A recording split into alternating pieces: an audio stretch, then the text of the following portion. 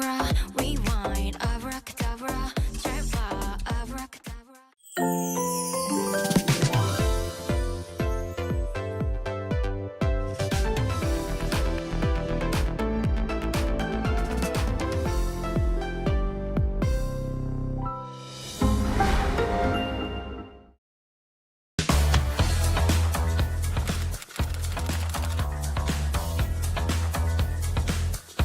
Time to set the facts straight. Get Korea right. K-culture is sweeping the globe.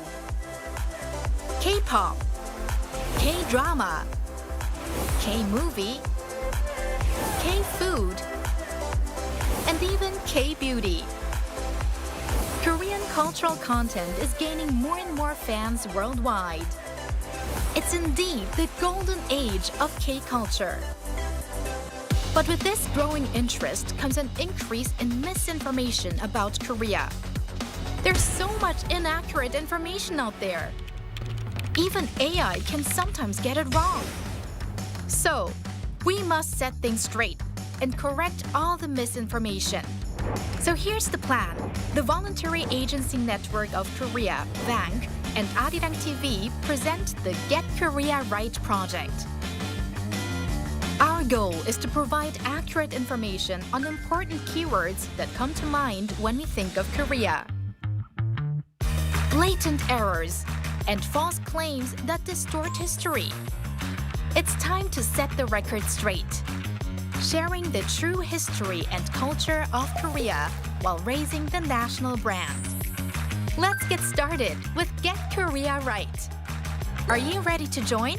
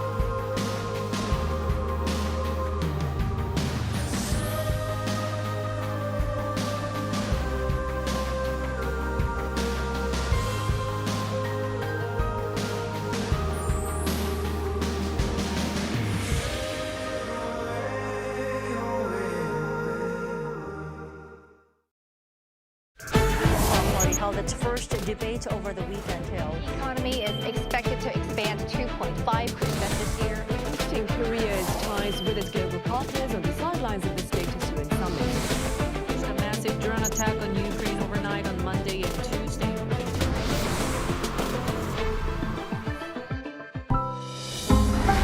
Arirang. Introducing Korean broadcast content that you won't be able to stop watching. For weary modern souls, Dr. Romantic, the quirky genius doctor of Puldam Hospital, prescribes heartwarming tales of humanity. A couple together for 7 years sees their rose-tinted glasses shatter. Can they keep their relationship alive? Discover the raw stories of youth, work, and love. Beyond what social media can show, experience the vibrant Korea through its hidden gems. Mama, the ultimate K-pop festival for global fans. Find your star in a feast of trendy music and electrifying performances. Now, the whole world enjoys it together.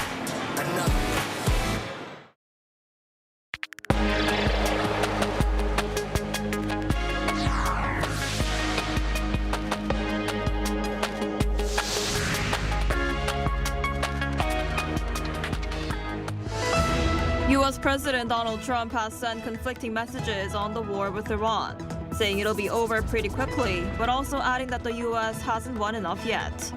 He also said he talked to Russia's Putin about the Middle East and said Moscow wants to be helpful. Global oil prices dropped and U.S. stocks jumped in a dramatic reversal as concerns over a prolonged conflict in the Middle East eased, and G7 countries signaled they could release strategic oil reserves.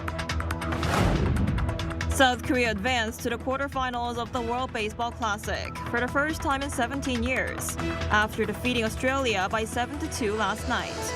The team is set to head to Miami for the quarterfinals taking place on Friday. Hello and thanks for joining us on Arirang News. We begin today with U.S. President Donald Trump's conflicting message on the Iran war. In a press conference, he said it'll be over pretty quickly, but added that Washington would strike Iran even harder if needed.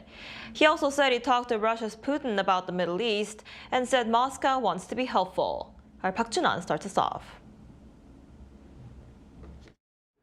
U.S. President Donald Trump on Monday told members of the press in Florida that the war with Iran is nearing its end and that it's the beginning of building a new country. They were going to take over the Middle East and they were going to try and destroy Israel. So we stopped it with good timing, and we're very proud to be involved in this, and it's going to be ended soon. And if it starts up again, they'll be hit even harder. Following a reporter's question about what he meant when he stated that the U.S. was already victorious but had not won enough, Trump said that ultimately he wanted to stop Iran from having the capacity to develop weapons that could be used to strike the U.S., Israel, or any U.S. allies. He also reiterated that Iran was preparing to strike U.S. allies and attempt to take over the Middle East if the United States had not acted first. Trump also said he spoke with Russian President Vladimir Putin on Monday regarding the settlement of conflicts in the Middle East and between Russia and Ukraine. He said Putin wants to be helpful with the situation in the Middle East and added that he told Putin that being helpful would be ending the war with Ukraine. Since the war started on February 28th, U.S. and Israeli strikes have hit military command centers, nuclear sites, missile and air defense facilities, and oil infrastructures, severely degrading Iran's military capabilities. Trump said he was disappointed with Iran's decision to appoint Moxibustion Khamenei, the son of the former Ayatollah Ali Khamenei, who was killed in an airstrike at the beginning of the war, as the new leader. He also warned Iran against further escalation and hinted at potential U.S. control over the Strait of Hormuz, a key route used for importing over 70% of South Korea's oil. Iran announced plans to expand missile range, power, and frequency as Iran's IRGC Aerospace Force commander Majid Musavi said missiles with warheads under 1,000 kilograms will no longer be launched, signaling a focus on heavier systems. Park Jun-an, Arirang News.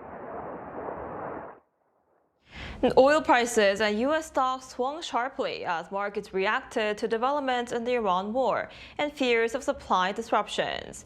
Prices later fell and stocks rebounded after the G7 signaled possible oil reserve releases, and U.S. President Donald Trump suggested the conflict was nearing an end. Our Lee Seung-jae has more. Global oil markets and U.S. stocks swung sharply on Monday as investors reacted to developments in the Iran war. Oil prices initially surged on rising tensions in the Middle East. Brent crude briefly climbed to nearly $120 per barrel after reports that Turkey intercepted a ballistic missile launched from Iran using a NATO air defense system in the eastern Mediterranean. It was the second time Turkey shot down an Iranian missile this month, raising concerns about possible escalation involving a NATO member. However, prices later reversed after the group of 7 countries signaled a coordinated release of strategic oil reserves if supply disruptions worsen. And we stand ready to take necessary measures such as stockpile release. G7 energy ministers will take this discussion forward already tomorrow.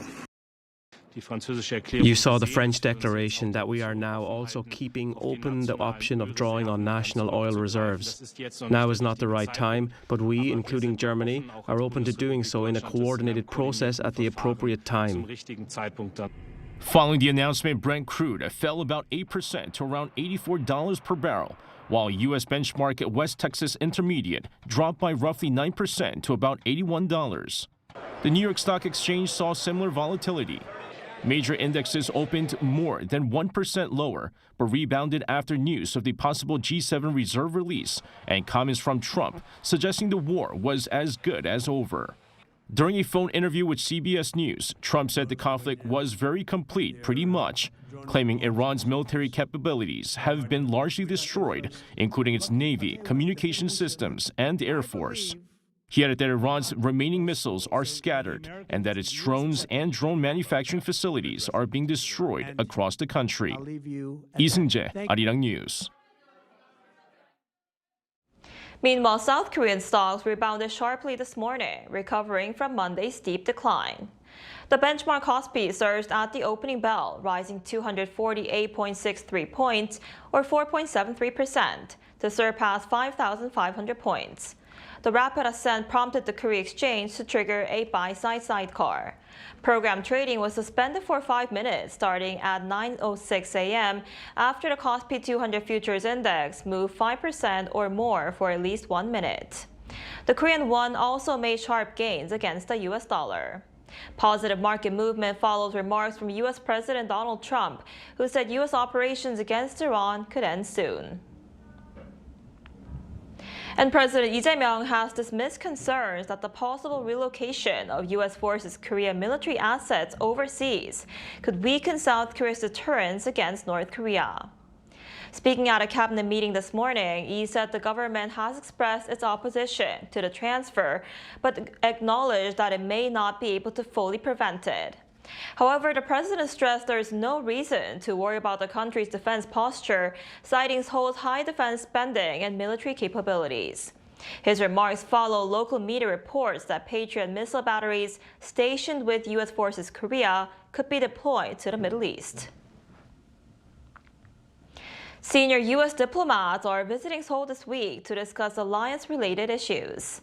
Seoul's Foreign Ministry said U.S. Assistant Secretary of State for East Asian and Pacific Affairs, Michael DeSombri, will visit Korea from Wednesday to Sunday.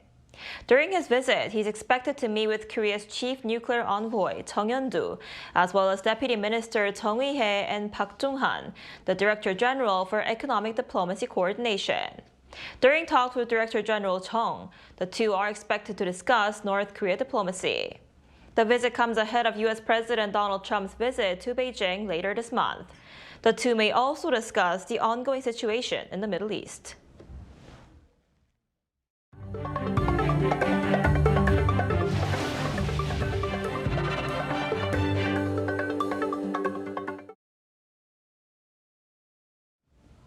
In sports, South Korea advanced to the quarterfinals of the World Baseball Classic after defeating Australia 7-2 on Monday, escaping the opening round for the first time in 17 years. The Koreans entered the game needing a very specific result, beating Australia by at least 5 runs while allowing no more than 2. The offense delivered, highlighted by a strong performance from Moon Bo-kyung and capped by An Hyun-min's sacrifice fly in the 9th inning to secure the required margin. Finishing as runner-up in Pool C behind Japan, South Korea will face the winner of Pool D in the quarterfinals in Miami on Friday at 6:30 p.m. local time. Meanwhile, South Korea on Monday also began excavating the remains of South Korean soldiers killed during the Korean War. Work will be carried out at 34 sites across 22 cities and counties nationwide, including Paju and Yeoncheon, major battlefields from the war. This year, the Defense Ministry aims to find 200 remains, secure 10,000 gene samples from bereaved family members, and disclose the identities of 20 fallen soldiers. The ministry will also carry out international cooperation efforts, such as a joint excavation project with Australia and the mutual repatriation of remains with the United States. As wellness culture becomes more and more popular, young Koreans are turning to traditional healing practices. Moxibustion and rice enzyme spas are emerging as new experiential wellness spaces. Our Cho Young-eun tells us more. Opening the door, a slightly smoky herbal scent of mugwort fills the air. The shop specializes in traditional Korean Moxibustion therapy, which uses heat and smoke of burning mugwort. Customers lie on treatment beds, relaxing as the heated mugwort is first placed beneath their feet. The therapy continues with fumigation treatment along the back before mechanical Moxibustion devices are set on the stomach to deliver steady warmth. My hands and feet tend to get cold, and I often feel tired. I heard mugwort Moxibustion is good for your health, so I looked for a place near my home and decided to try it. Nearby, a rice enzyme spa, once mainly enjoyed by older generations, now offers another popular wellness experience for younger visitors. Here, people bury themselves in warm fermented rice bran, leaving only their faces exposed. The heat generated from fermentation is believed to help detoxify the body, improve blood circulation, and strengthen the immunity system. In the past, most visitors were older people. But these days, many younger customers are coming too, after seeing it on social media or YouTube. Spaces like this are redefining traditional therapy as a modern healing experience to recharge both the body and mind. Experts say the trend reflects how the digitally native generation treat traditional wellness practices as shareable experiences. Nowadays, when people see something on social media that's said to be good for their health, they want to try it themselves. Experience-based consumption has become a major trend. The relatively affordable price of these activities has helped them emerge as a cost-effective wellness experience. As younger generations explore new ways to care for their health, traditional health practices are finding new life in Korea today. Cho Young-eun, Arirang News. A new movement in Seoul, a city famous for its fancy nightlife, is reclaiming the weekend, one sunrise at a time. Trading neon lights for morning mist and coffee instead of soju, young Koreans are finding a new way to connect through morning raves. Our Chung Il-im was there.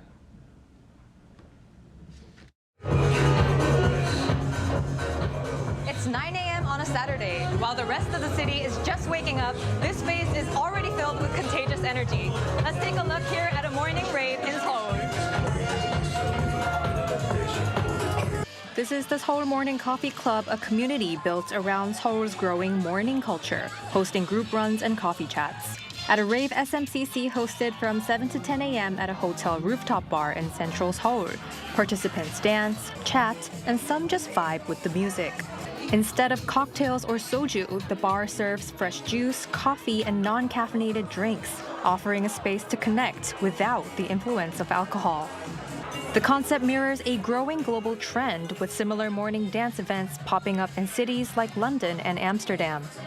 Since there are so many people I don't know, I wondered if I could really enjoy myself without drinking. But now that I'm here, the atmosphere is great. Dancing and meeting people give me a lot of positive energy. Yeah, I mean, I went both in the nightlife and in the morning life, so it's really different, but at the same time it's also nice to wake up early and make friends in a different environment, so I like it. The atmosphere is relaxed and respectful, without the usual chaos of a night out, just people enjoying the music and each other's company. Club founder Park Jae-hyun says in what many describe as a hyper-individualized society, this community provides a remedy for isolation, allowing people to form healthy bonds through shared activity rather than late-night drinking. I'm a morning person, and because of that, I realized Korea doesn't have a lot of morning activities. I started by searching for cafes that open early and meeting people there. It turned into this huge community, and people seem to find comfort and feel less lonely through these morning interactions. People always say they wish weekends were longer. If you choose to go out in the morning, it'll only be 10 a.m. when you get back home.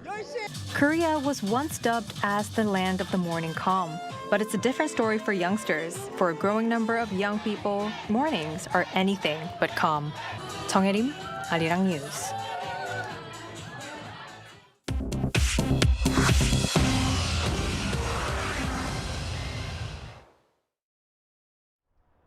This is The World Now, bringing you everything you need to know from around the globe. In Lebanon, around 700,000 people have been forced to flee their homes as fighting between Israel and Hezbollah enters its second week. The Lebanese Health Ministry reports that Israeli attacks have killed nearly 500 people. Airstrikes on Monday hit 5 branches of a Hezbollah-linked financial institution in Beirut's southern suburbs, following Israeli evacuation orders for the area. UNICEF confirms that the displaced in Lebanon include 200,000 children. Meanwhile, Hezbollah fired missiles towards central Israel, triggering air raid sirens in Tel Aviv and Jerusalem. In the U.S., federal prosecutors on Monday charged 2 Pennsylvania men with terrorism-related crimes following an attempted bombing near the New York City mayor's official residence. 18-year-old Amir Ballet and 19-year-old Ibrahim Kayumi traveled to Manhattan on Saturday to target an anti-Islam rally at Gracie Mansion. According to federal court records, both suspects cited the Islamic State as their inspiration and expressed intent to carry out a large-scale attack. Police intercepted the improvised explosive devices, which contained explosive substance TATP. Mayor Zoran Mamdani, who was not home during the incident, condemned the violence and said that New York City will not tolerate terrorism. AI giant Anthropic has filed a lawsuit to block the Pentagon from placing the company on a national security blacklist. The legal action on Monday follows Defense Secretary Pete Hegseth's decision to designate Anthropic as a supply chain risk after the company refused to remove guardrails against using its AI for autonomous weapons. Anthropic argues the designation violates its free speech and due process rights. The Pentagon maintains that U.S. law, not private companies, determines the use of AI for national defense.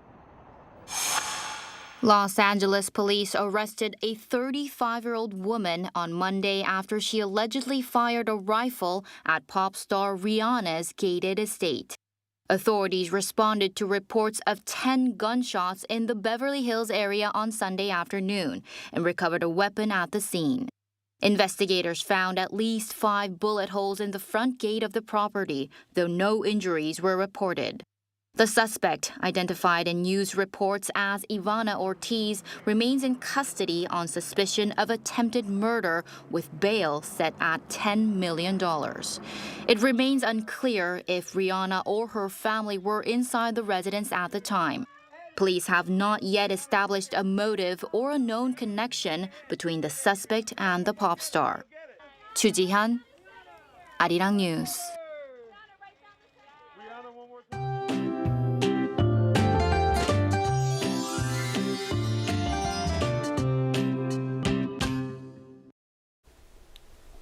Temperatures across most regions dropped below freezing this morning with some frost, but highs will rise fast during the day, creating a wide gap between morning and afternoon readings.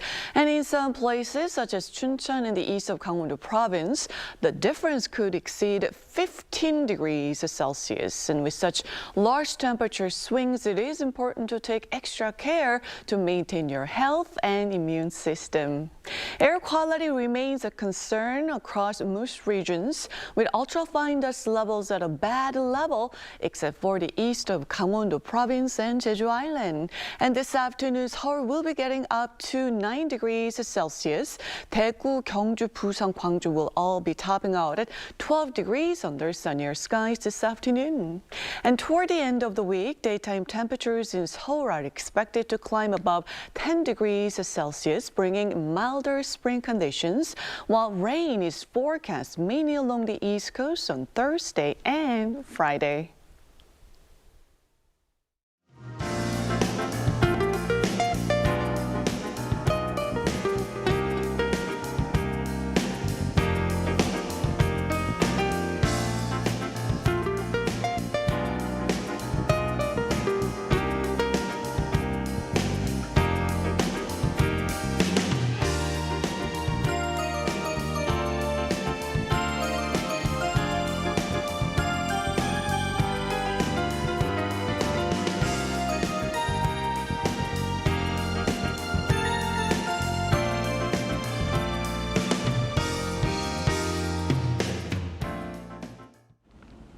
Now that's all we have for today's noon edition of Arirang News. Thank you for watching. We'll be back at 5 p.m. Korea time. Stay tuned.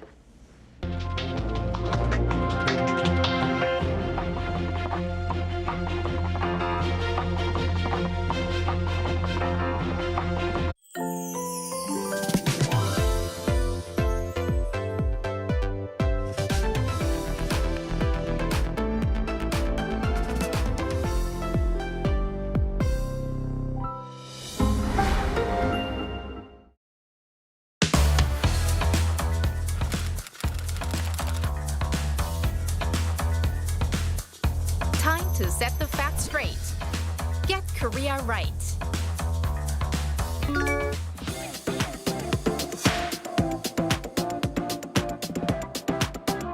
안녕하세요. 저는 반크의 정희성 연구원입니다. 반크는 전 세계 외국인에게 한국을 알리기 위해 만들어진 사이버 외교사들 단이죠. 저도 그중 한 사람이고.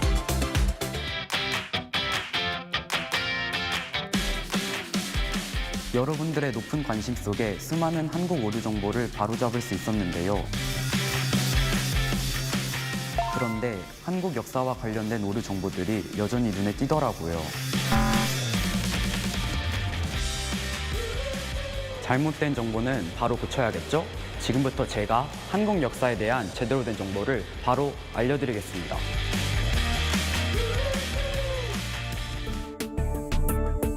고조선에서부터 현재 이르기까지 한국은 5,000년 역사를 이어온 나라입니다. 그 긴 시간 동안 왕조가 바뀌고 나라 이름이 바뀌긴 했지만 한국은 독자적인 문화와 전통을 가진 독립국가였는데요. 1910년 한국은 국권을 상실하고 일제치하에 들어가게 됐는데요.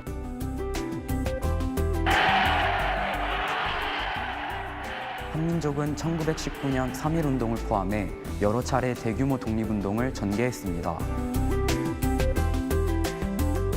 뿐만 아니라 임시정부 수립, 광복궁 활동 등을 통해 끊임없이 일제에 항거했어요.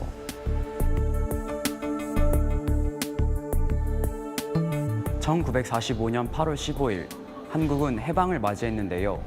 하지만 한국전쟁 이후 한반도는 남북한으로 분단됐어요.